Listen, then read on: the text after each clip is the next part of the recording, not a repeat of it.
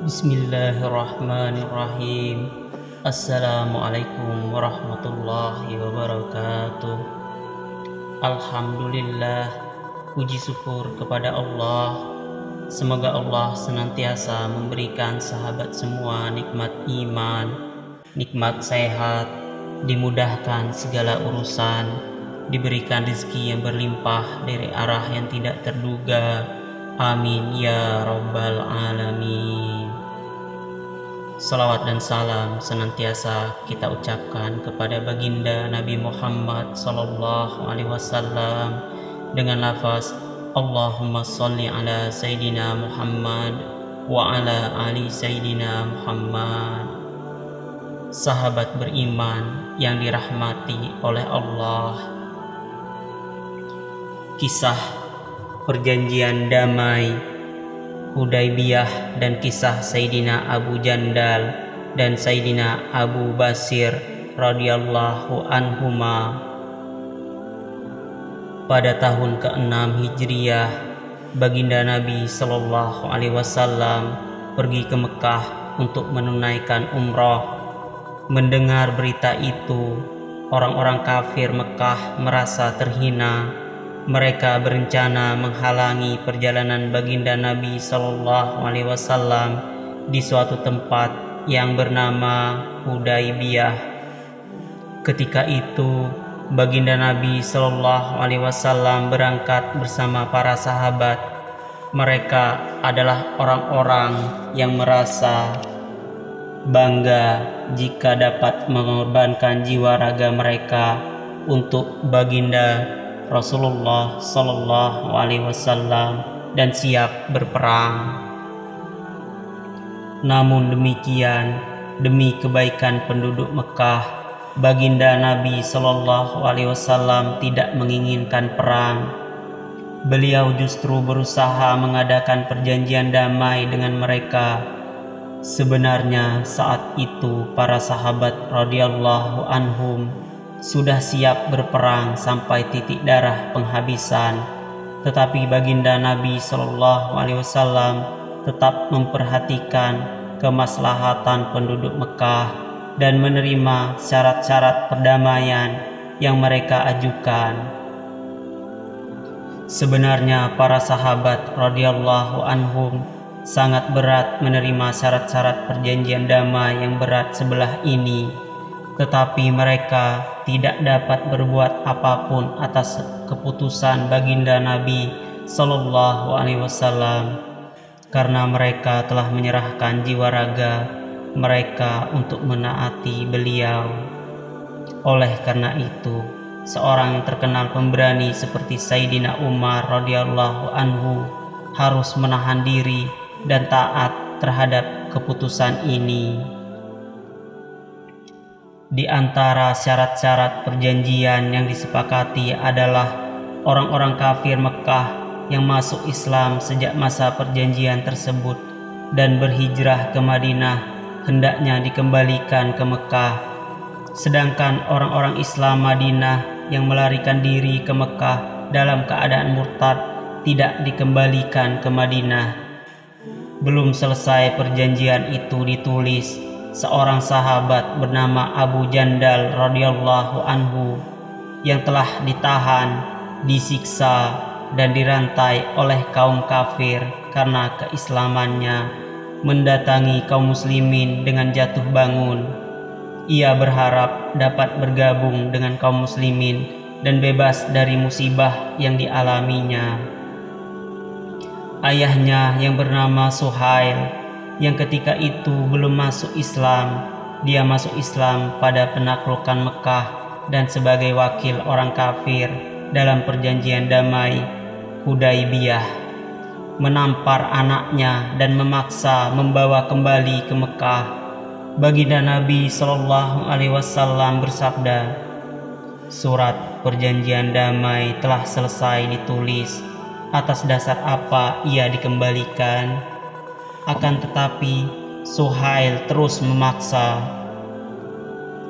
Baginda Nabi sallallahu alaihi wasallam berkata kepada Suhail, "Aku minta agar satu orang ini diserahkan kepadaku." tetapi mereka tetap menolak. Sayyidina Abu Jandal radhiyallahu anhu berkata kepada kaum muslimin, "Aku datang sebagai orang Islam. Banyak penderitaan yang telah aku alami, namun sayang, sekarang aku akan dikembalikan. Hanya Allah Subhanahu wa Ta'ala sajalah yang mengetahui bagaimana kesedihan para sahabat radhiyallahu anhum ketika itu." Atas nasihat baginda Nabi Shallallahu Alaihi Wasallam, Sayyidina Abu Jandal radhiyallahu anhu bersedia kembali ke Mekah. Baginda Nabi Shallallahu Alaihi Wasallam berusaha menghibur hatinya dan menyuruhnya agar bersabar. Beliau bersabda, "Dalam waktu dekat Allah Subhanahu wa Ta'ala akan memberikan jalan keluar bagimu." Setelah surat perjanjian damai itu disepakati dan baginda Nabi Shallallahu Alaihi Wasallam kembali ke Madinah, seorang yang bernama Abu Basir masuk Islam dan pergi ke Madinah. Kaum kafir mengutus 2 orang untuk membawanya kembali ke Mekah sesuai dengan perjanjian.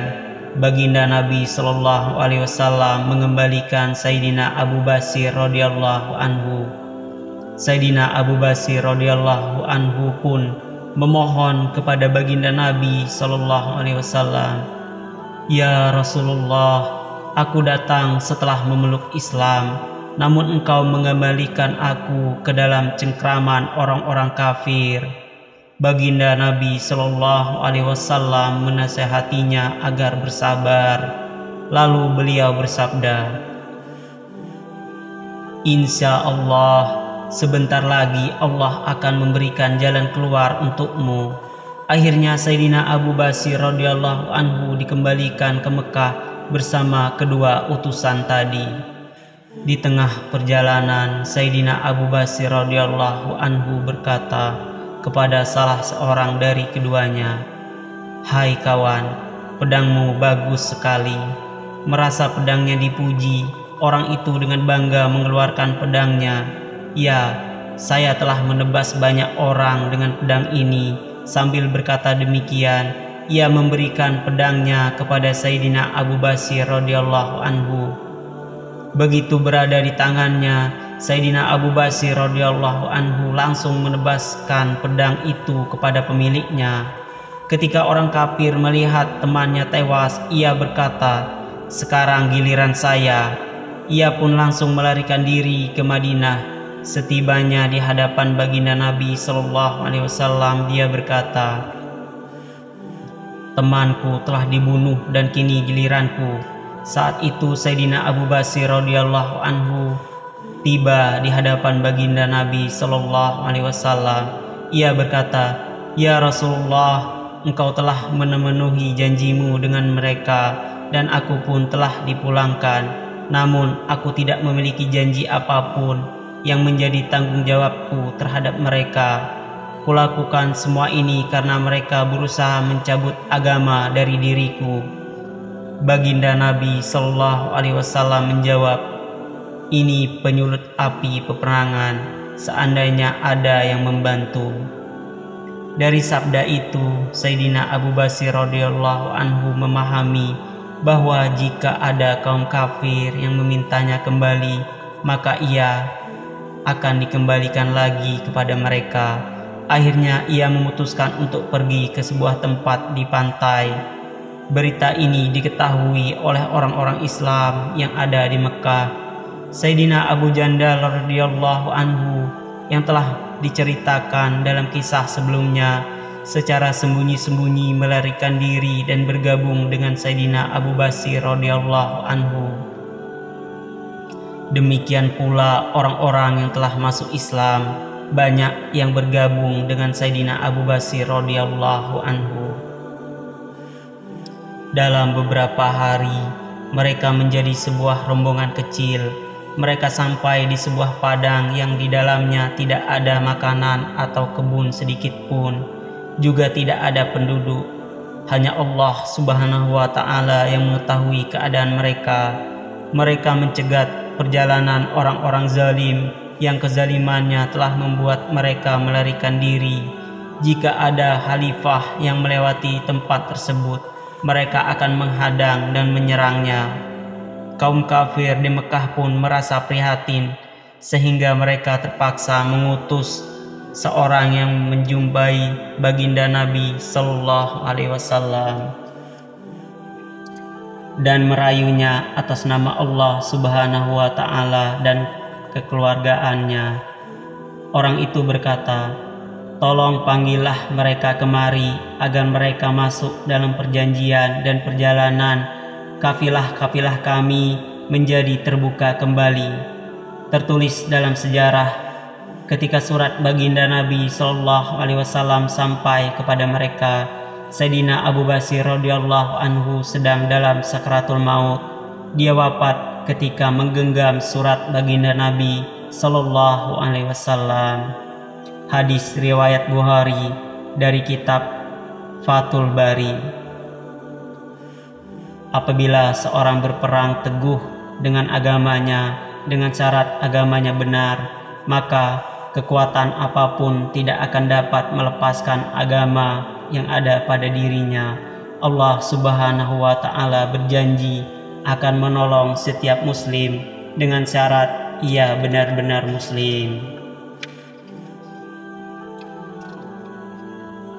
Demikianlah kisah perjanjian damai Hudaybiyah dan kisah Sayyidina Abu Jandal dan Sayyidina Abu Basir radhiyallahu anhuma. Semoga kita dapat mengambil pembelajaran dari kisah ini. Allahu a'lam bissawab. Assalamualaikum warahmatullahi wabarakatuh.